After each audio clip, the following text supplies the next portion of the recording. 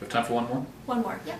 Yeah. Just coming back to the random thing that just popped into my head. Bill Galvin, I think, just released this extraordinary recording of Bernie Madoff talking with one of his flunkies or whoever it was, and the scorn that he had for the SEC was astonishing. I don't know if you've had a chance to listen. I haven't heard the recording, It's but amazing. I can imagine it. It's just amazing, and he's so confident in his ability to just run rings around these guys, run rings around the SEC investigators who are coming into his office and going through the books. And so there really is, and I just wonder, what your thoughts are on fixing the SEC. Do they need more power? Do they somehow need less power? Do they need different investigators? Part of the thing was that he sort of was of this view, and he was probably right, that most of the investigators are young. They're going to work there for a few years, and then they're going to go work at a hedge fund. So they didn't want to ruffle too many feathers. I think that's one of the huge problems. And it's not necessarily about more power, but it's about using what tools you have intelligently and competently and with skill.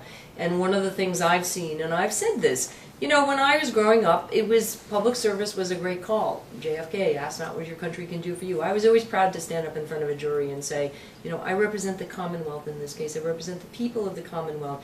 And at least when I was growing up, there was a sense that, although the financial rewards weren't as great, the job satisfaction, the prestige of working for the government, of doing a good job was really important, and I believe that. I still do today. So I would hope that after this debacle, we would re-enter a time when it wouldn't be, it's good enough for government work, but we are asking people, even if it's for a period of time, is whether you are good enough to do the government work. Because when you have SEC investigators or attorneys who are paid a pittance, and they see their colleagues on the private side making 10, 100 times as much in a sophisticated and not transparent way, you don't have an equal playing field. And that's where I believe we need to make sure that we have intelligent and sophisticated regulation, but not over-regulation. We need the growth of the economy. We need the credit markets to work.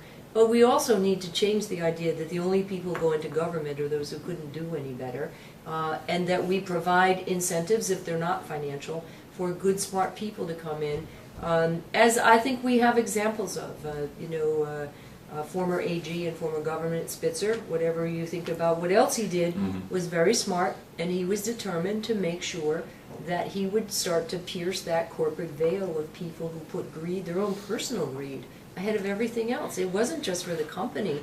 Many of these executives were running their own businesses into the ground, and thereby our economy, and that can't happen again. And so I think that's a very serious question, and I hope, as I was inspired growing up, that some of what has happened with our new president, with perhaps this election, that people will say it matters who we elect and it matters who we appoint to do regulatory work. We want our best and brightest in government, people who will be smart but fair, and that is a very important question right now, I think.